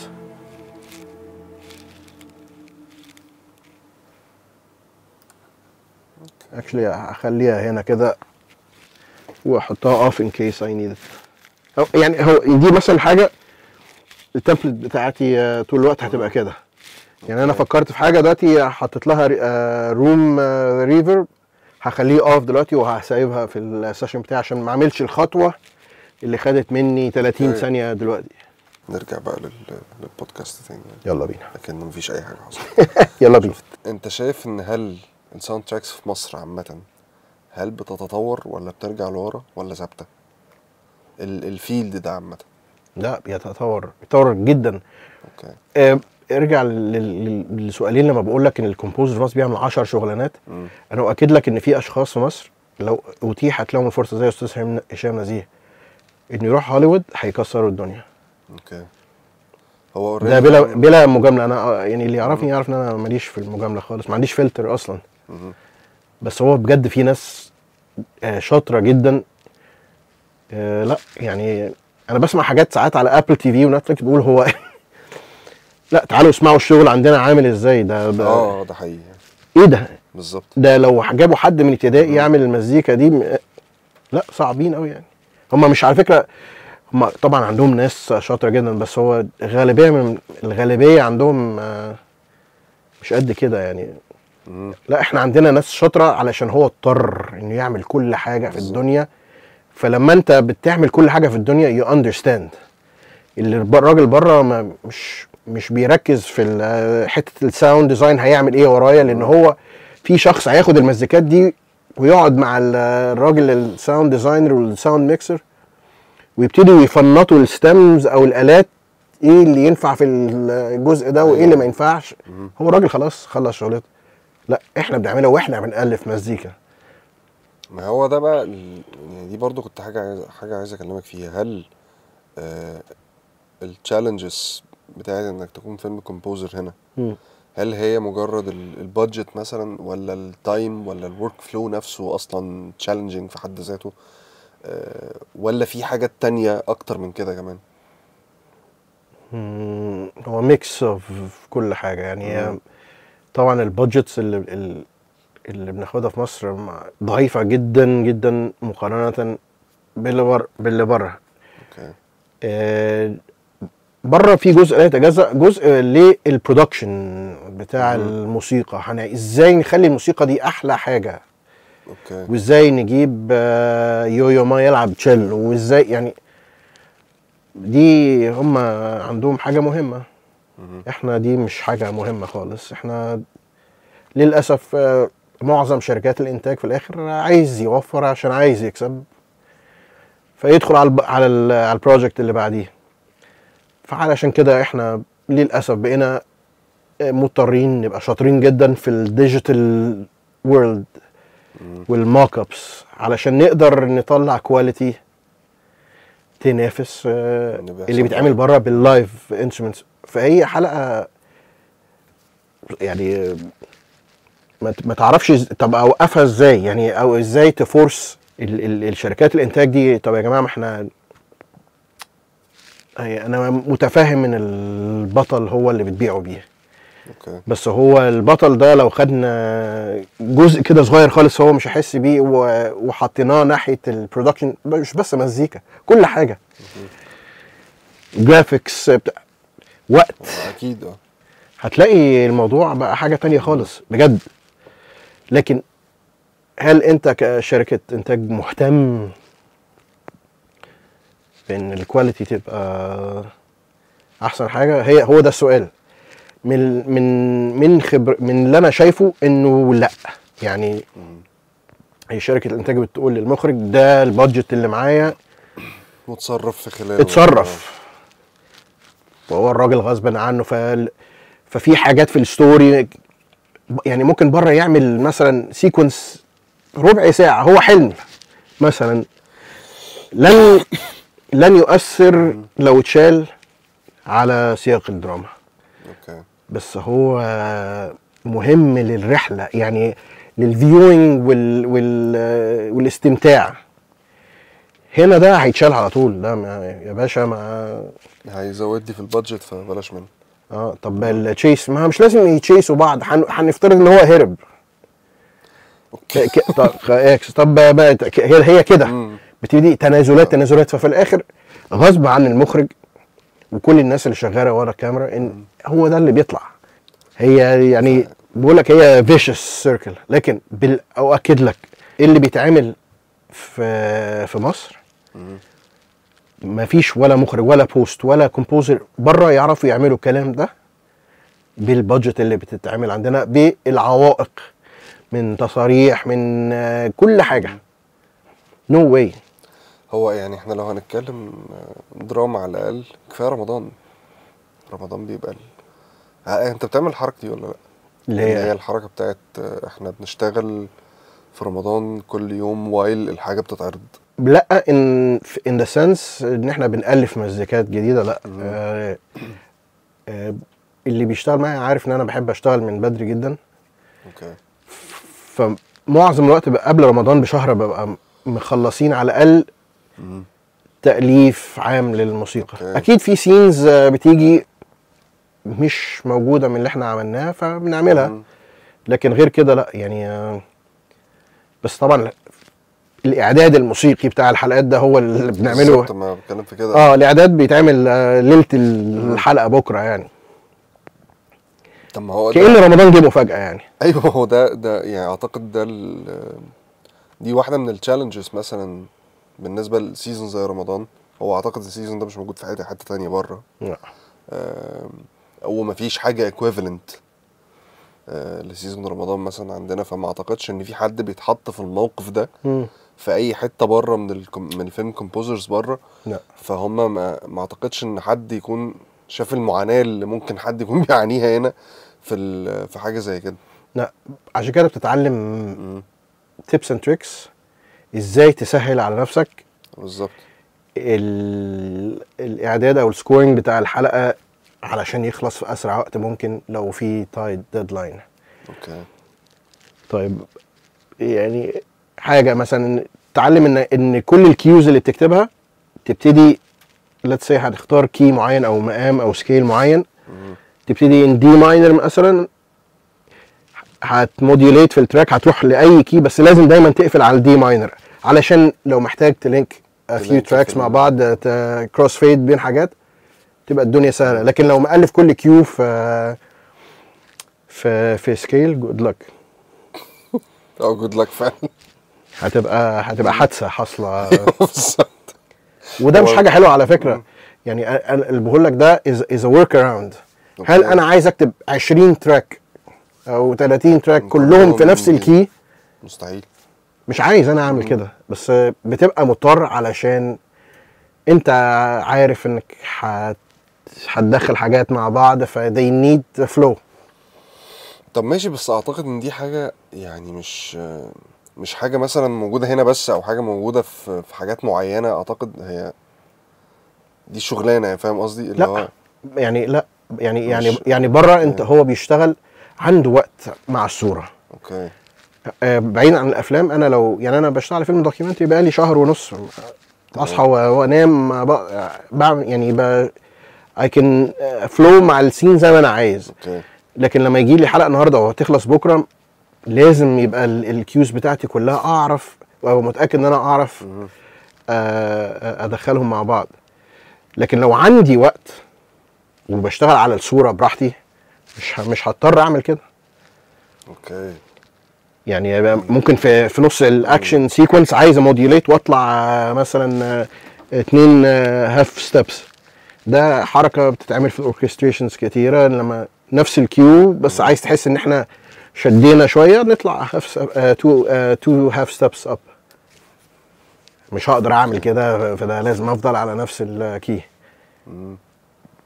بس هل ده مثلا ما يأثرش على جودة المنتج في الآخر؟ طبعا. بس مش زي ما انت فاكر برضه يعني. مش يعني دي ال 2% الزياده اللي انا احبهم. هي دي الاثنين انا بكلمك في عالم مسموح لي اعمل فيه كل حاجه. هي دي اللي هبقى عايزها. انما مش اللي هو هيبقى الموضوع خلاص دراماتيكلي غير اللي كان في دماغك خالص لو اضطريت ان انت تتعامل مع التشالنجز دي بالشكل ده يعني. بص اكيد كل ما عندك وقت كل ما اكيد طبعا. يعني لو انا بشتغل على سين واحد اسبوع اؤكد لك ان هو في اخر اسبوع هيبقى احسن بكتير عن ان انا لو ابتديته وعندي يوم واحد بس اخلصه. اوكي. بس انا مع الوقت خلاص بقيت مش بلوم نفسي. لو هو ده الوقت اللي عندي خلاص فانا I will do my best within اليوم ده، بس اساعد نفسي بان انا ابقى مجهز التولز بتاعتي كلها. اوكي. عشان اعرف اطلع احسن كواليتي في الوقت الضيق ده. هي دي الشغلانه. طب انت ايه الدريم ورك فلو بالنسبه لك؟ يعني سؤال حلو. سواء حاجه عملتها قبل كده وهو ده بالنسبه لك ده الايديال، لا خالص، او حاجه عايز انها لا نفسي يبقى عندنا تيمز زي بره. الكومبوزر في مصر شخص وحيد جدا وما فيش اي نوع من الاسيست. يعني طبعا في ناس بيبقى عندهم اسيستنت لكن مش هو ده اللي انا سبورت اللي انا بتكلم عليه. انا بتكلم ان يبقى في اوركستريتور بياخد المزيكا وبيتيك تو ذا نكست ليفل، واحد متخصص بس ان هو يميكس الكيوهات بتاعتك، واحد بياخد المزيكا وهو اللي بيتعامل مع اللايف ميوزيشنز. واحد ده هو اللي بيشوف مين الميوزيشنز دي، كل واحده من دول شغلانه حد. انا بضطر اعمل كل ده لما باجي انزل الساوند تراك، اسمها ايه الصوره، الكفر ارت، انا اللي اشوف ممكن نعملها يعني اسامي الكيو، يعني كل ستيب الكومبوزر في مصر مضطر انه يتدخل فيها. نفسي يبقى عندنا تخصصات. اوكي. انا للاسف اتعلمت ازاي اميكس المزيكا بتاعتي، اتعلمت ازاي اوركستريت. حلو، انا دلوقتي خلاص اتس جود تو ليرن كل حاجه، بس اتس جود ان انت يبقى عندك تيم علشان تقدر تركز كريتيفلي على بس الموسيقى نفسها. طب ايه اكتر بروجكت اشتغلت عليه حسيت ان هو اقرب حاجه للايديال فلو اللي انت عايز تشتغل بيه؟ لا ما فيش. لا خالص. لا خالص. ولا حتى مثلا ورك فلو كان مريح شويه يعني all along the project يعني؟ بص usually documentaries والشورتس هم اللي بتشتغل فيهم وانت مبسوط علشان عندك وقت. اوكي. وبيبقى عندك creative freedom شويه زياده، فده بالنسبه لي ممتع. انا عايز الف مزيكا بس، مش عايز في الدوكيومنتري شورت ما بيبقاش فيها بقى كل اللوجيستكس، ما فيش بقى بروديوسر بيكلمك كل ربع ساعه ايه الاخبار يا باشا كده، اللي هو او يعني ما شابه. في مكالمات كتيره، في لوجيستكس كتيره، انا ما بحب ده، كل ده انا ما بحبوش. ميك سنس. بس افتكرت حاجه كده.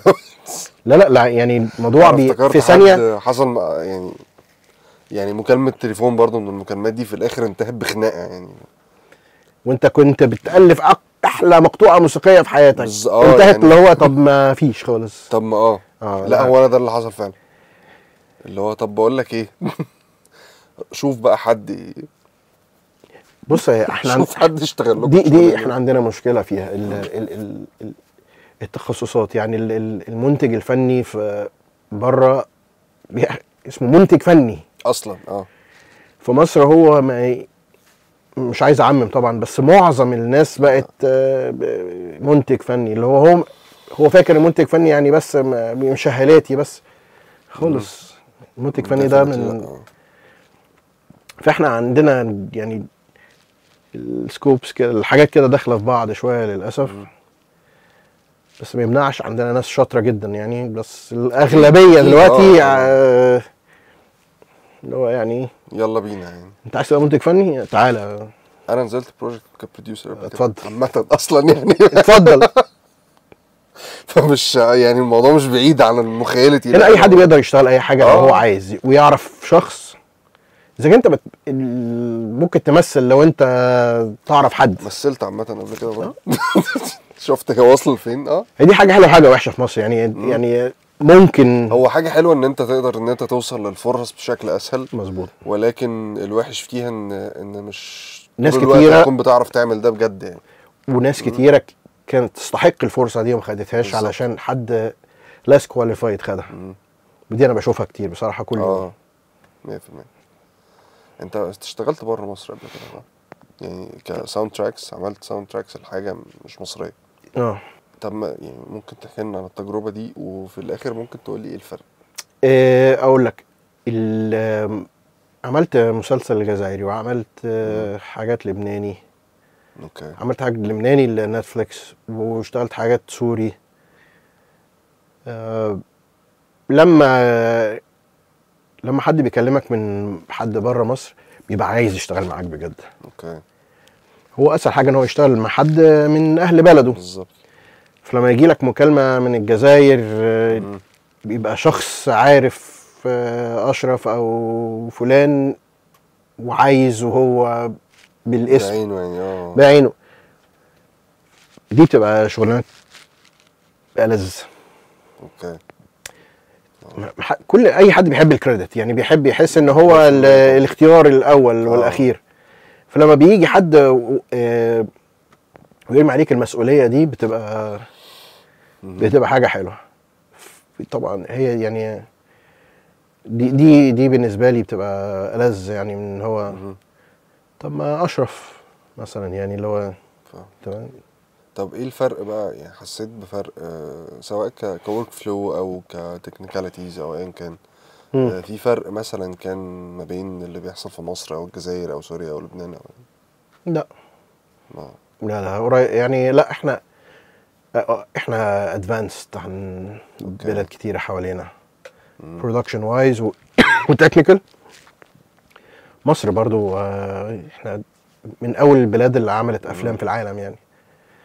فلا احنا شاطرين الحمد لله يعني اوكي. جدا يعني. ما هو عامة لا انا قصدي بالفرق اللي هو يعني الفرق حتى لو احنا احسن مش مم. مش اللي هو مش لا اللي هو الفرق بين بره وجوه لا يعني المتعارف عليها يعني فاهم؟ بص، يمكن عشان مم. العمل اللي حد بيكلمني فيه بيبقى واضح ان في شغف اكتر في اختيار اوكي. ناس مم. معينه، فبيبقى مركزين على الفن اكتر شويه. اوكي. مم. يمكن ده الفرق اللي بحس ان هو بيبقى الفكره بتاعتك بالنسبه له بتبقى مهمه، بيبقى مهتم بتفاصيل اكتر. اوكي. هنا برضو في مصر عشان بنعمل اعمال كتير، اه. فساعات عارف زي الخلاط كده، ساعات مم. you need to produce فساعات حاجات بتقع كده في النص يعني. بس هو بالنسبه له هو عمل واحد اللي هيعمله، فعايز يطلعه باحسن شكل. طب هل انت يعني بمناسبة الاعمال الكتير، هل جيت في مرة حسيت ان انت بتبرن اوت وانت جوه وانت شغال؟ انا وسط البروجكت دلوقتي والمفروض ان هيتسلم قريب، هسلم حاجة قريب، حتى لو كان درافت او ان كان، وحسيت ان خلاص I'm burned out مش قادر اكمل.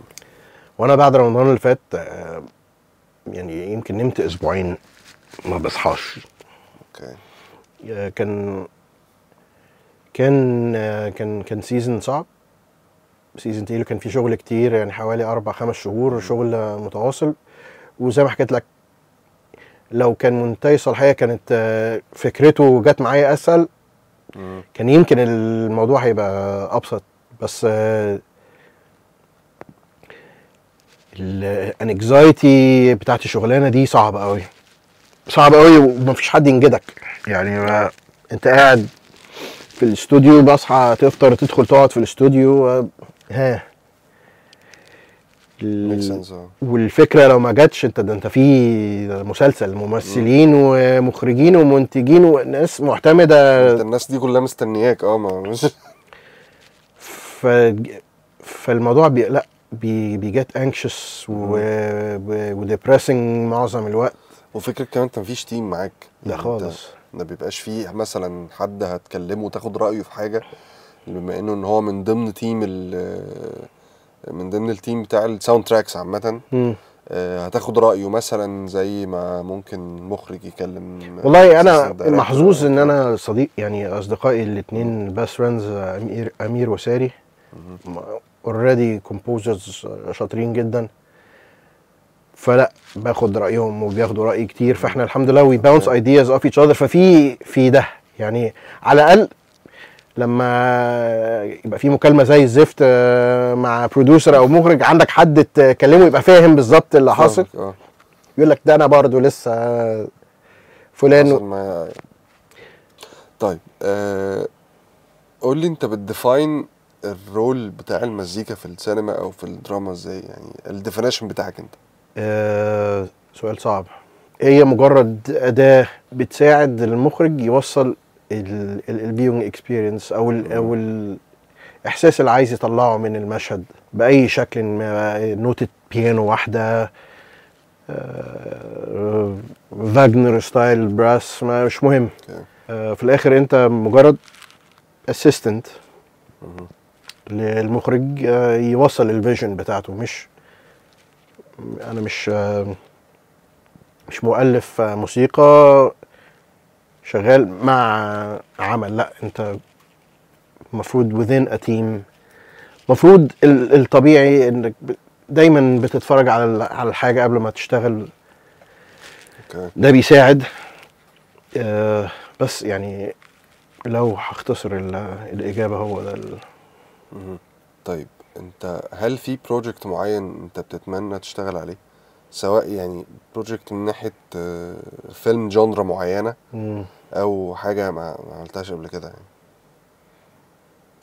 او حتى جانرة مزيكا جوه سؤال حلو أوي.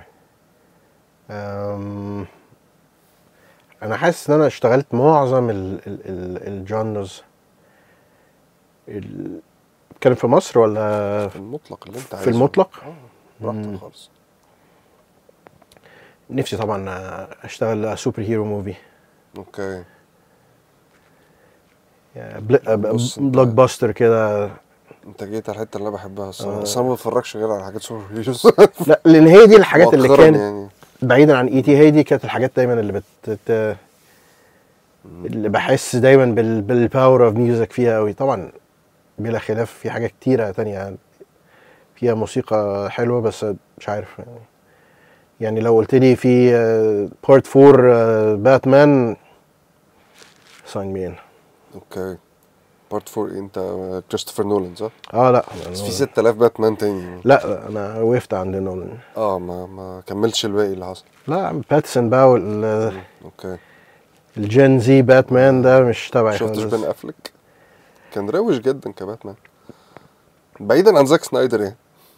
مش كريستيان بيل كده، مش ماشي يعني، ده ماشي. دي متفقين عليها يعني، بس برضو بين افلك كان حلو. هو ما اتعملوش باتمان لوحده صح؟ لا، هو اتعمل له باتمان فيرسس سوبرمان وبعد كده جاستس ليج. وجاستس ليج ما شفناهوش لوحده برضه، فما كان في ذا باتمان بريفن ذا بولد كان هيتعمل بريفن ذا بولد. عايز اقول لك الفيلم ده يعني اسمه اتكرر تاني في السينماتيك يونيفرس الجديد بجد بتاع جيمس جان. هيتعمل برضه تاني ذا باتمان بريفن ذا بولد. مفيش غير جيمس جان يعني؟ ما تعالوا نشوف حد تاني يعني. هم قرروا يسلموه يبقى هو رئيس الاستوديوهات في دي سي، وبقى جيمس جان وبيتر سافران.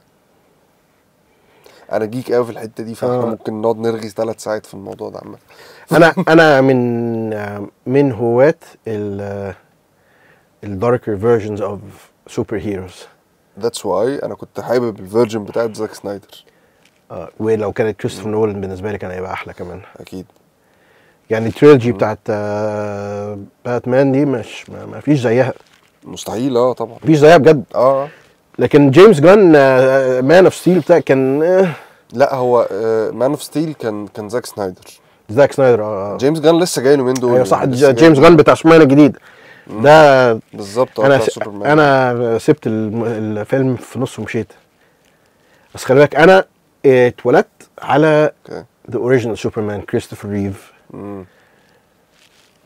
لكن سوبرمان ده بيتضرب من كل الناس. ده الراجل حصل مشكله لف حوالين الكوكب، رجع الزمن لورا وحل الموضوع. واولوياته غريبه جدا يعني ينقذ السكويرل وما ينقذش العماره اللي بتقع وفيها بني ادمين يعني. اولويات جين زي خالص. مش عارف انت لو شفت جارديانز اوف ذا جالاكسي بقى. شفته بس ما قدرتش اكمله برضه يعني.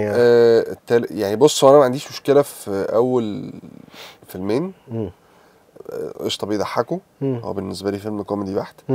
التالت ده كان بالنسبه لي صعب بقى يعني، ما قدرتش اكمله عشان هو صعب يعني. فكره اللي هو خلاص انت، هو جيمس جان مش بيوريك ان في حد بيتعمل له ابيوزمنت، لا هو انت بتابيوز ماي اون ايموشنز بقى خلاص. انا this type of movie مش not for me يعني. لما احب اقعد اتفرج على موفي، الفيلم محتاج يحركني ايموشنالي. انا مش من اوقات الافلام مش عايز اقول تافهه، بس الافلام اللي هي عامله زي كوبايه الميه اللي بعد ما تشربها عمرك ما هتتفرج عليها تاني. بالنسبه لي Guardians of the Galaxy من الافلام دي، ومنهم سوبرمان الاخير. ده شفته. ايه رايك في الساوند تراك؟ to be honest طبعا ما حسيتش بيه. اسوأ حاجه حصلت في الدنيا. مش اللي هو ما حسيتش بيه in a good way، اللي هو ان هو كان كويس قوي لدرجه ان انا ما حسيتش بيه وسط المشاهد. لا، ما حسيتش بيه عشان حاسس انه ما جاش يعني. فاهم قصدي؟ كنا قبل ما الكاميرا بتاعتك تقطع كنا بنتكلم على السكورينج. انت شايف ان لازم يبقى في حد متخصص بتاع سكورينج، واتناقشنا شويه قبل ما الكاميرا تقطع، وانا كنت بقول لك ان انا بحب الحته دي جدا. اوكي.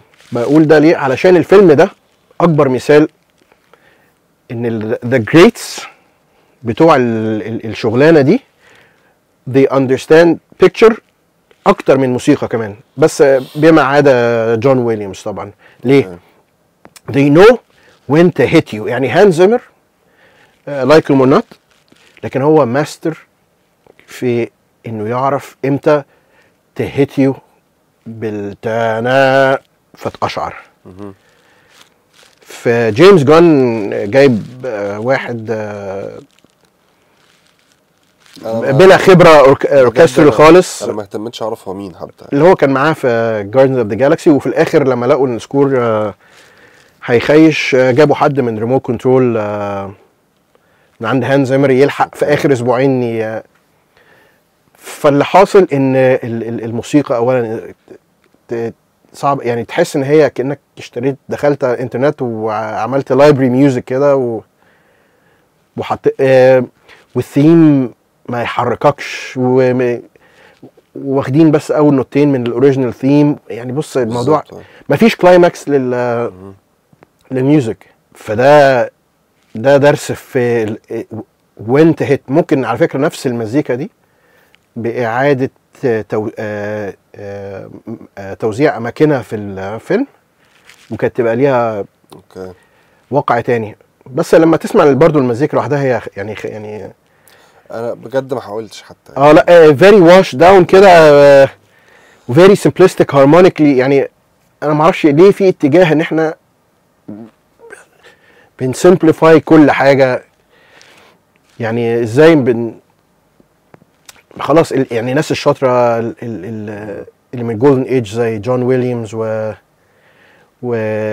وجون باول، خلاص يعني الناس بقت تشتغل قليل جدا. كله دلوقتي بقى عايز الهاند زيمر ستايل. انا ما عنديش مشكله في الهاند زيمر ستايل، بس ده في جيمس جون كان ليفل بتاع اطفال خالص ميوزك. بالظبط.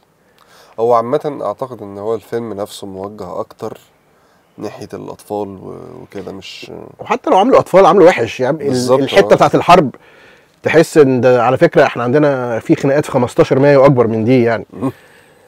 يعني شويه ناس داخله، انا قلت ده اكيد مش دي الحرب اللي الفيلم كله قايم عليها. يعني هو المفروض ان هم كانوا ساعتها بيعملوا اسقاط معين، اسقاط خايب. بقول لك ده في خناقات في الاسقاط ده جه في مرمانه، فاهم؟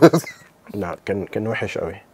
وسوبرمان ده اللي بيتضرب من كل حد وبيعيط not my kind of.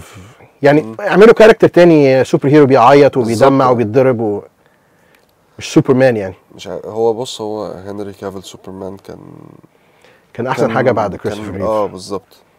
برضو اللي كان حلو قوي، مش فاكر اسمه ايه بالظبط، مش فاكر اسم الممثل ايه، بس اللي كان عامل مسلسل سوبرمان اند لويس. هو ده ما كانش اسمراني شويه كده سيكا. ايوه هو ما كانش بشع، ولكن لا بس برضه ما كانش جايب معايا، تحسه بابا سوبرمان يعني. بالظبط. هو ده اللي كان روش في الموضوع، اللي هو انا كنت حاسس ان الموضوع انا بتفرج على سوشي تي في شو عادي، مش بعد ما ينقذ العالم بيروح يدي درس خصوصي. بالظبط. يروح يدي، لا مش ما كانش بيدي دروس اعتقد. لا كان يعني بيدي محاضرات لعياله ساعتها، فاهم؟ يقعد لازم يكون في خناقه بالليل. مش عارف، كنت حاسه بارد شويه كده ممكن. ولويس برضو كانت بقى يعني كانت هو مسلسل مش بص. طب ده بقى موضوع غريب جدا. لويس اللي في المسلسل اللي في الفيلم الاخير ده، دي لو كانت في بتاع جاستس ليج كان هتبقى ظريفه جدا. انت شايف كده؟ انا لويس اللي في جاستس ليج ايمي ادمز بالنسبه لي رائعه. لا بصراحه، واكتر بجد خالص. انا بالنسبه لي هي احلى. لويس لين احسن حتى من الاوريجينال. ما لا مش هو انا حاسس ان انا ما شفتهاش بتعمل حق يعني. ما دي كان دورها كبير قوي في مان اوف ستيل وجاستس ليج. ايوه يعني ماشي. وباتمان فيرسس سوبرمان، يعني مثلا اللي هو باتمان جابها في جاستس ليج وهو لسه هم بيفوقوه بعد ما خوطوا المذر بوكس فيه والحاجات. تمام. بقيه الفيلم ايوه، ما هو عشان الفيلم مش بتاع سوبرمان. بالظبط. لا يعني بقيه الفيلم ملهاش دور. ما هتعمل ايه؟ ده انا ناس بتطير وصواريخ وبتاع دي يعني. في مان اوف ستيل مثلا برضو ما حسيتش اللي هو يعني مش عارف يعني ما جاتش معايا بصراحه. لا بس بمناسبه السوبر هيروز، انت ايه رايك في ناتالي هولت؟ دي اللي هي عملت ايه؟ اللي عملت لوكي. اه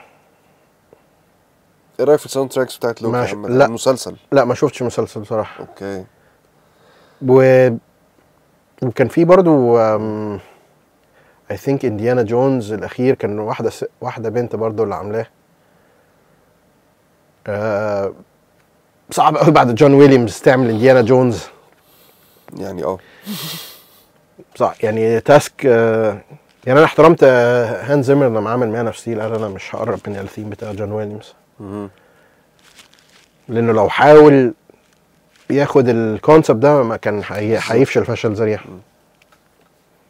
فلا ما شفتش لوكي بصراحه. في بص هو في كميه مسلسلات معموله من المارفل ودي سي، انا ما مش متابع بصراحه خالص. انت اصلا بتميل لدي سي اكتر؟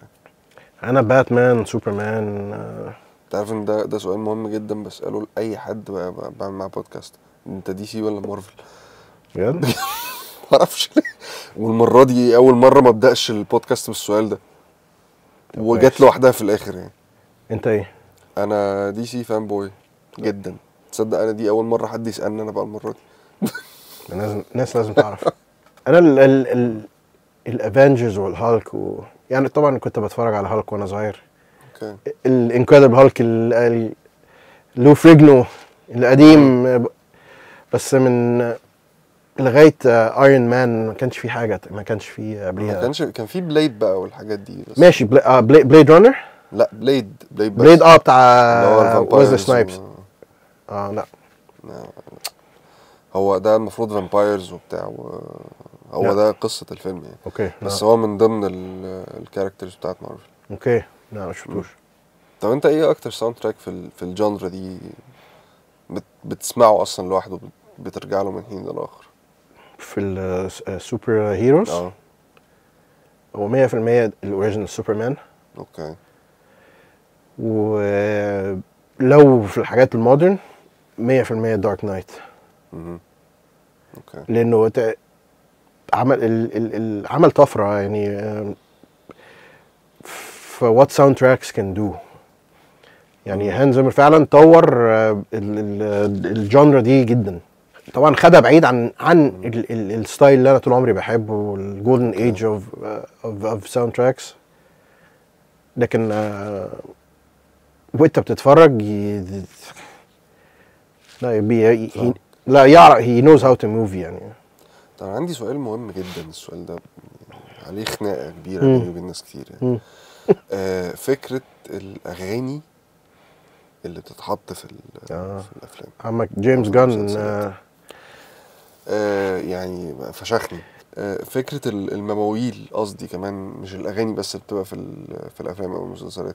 فكره ان انت في وسط المشهد شغال عادي جدا، جملتين 3 من اغنيه بيتحطوا وبعد كده الموضوع بينتهي. انا شفت ده في كذا حاجه في مصر بس من غير ما اقول اسامي المسلسلات يعني. في مصر لا مش عارف يعني، بس هي ممكن تعمل افكتيفلي. واحسن مثال ليها في اف 1 اللي بتفرج عليه. اوكي. خدوا الثيم بتاع الفيلم، الميوزك الثيم بتاع هانز زيمر، وعملوا فيرجن فيها غنى. اوكي. وكانت خطيره. بس كانت في نص مشهد مش في نص ديالوج يعني.